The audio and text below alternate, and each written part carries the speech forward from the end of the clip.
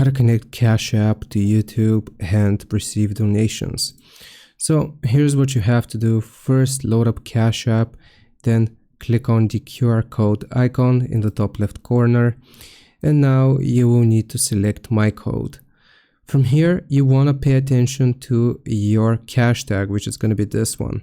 So for me, or usually it's going to be a cash symbol and then followed by your name.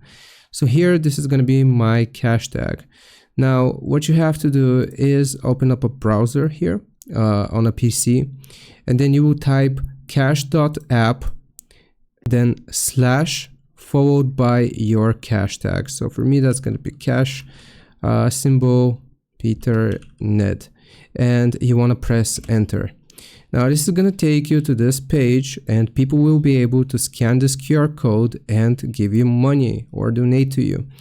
Now you want to right click on the link, copy, and you can paste this link wherever you want. For example, in your YouTube live streams or video description here, you will type Cash App dash, and as you can see, this is going to be the link.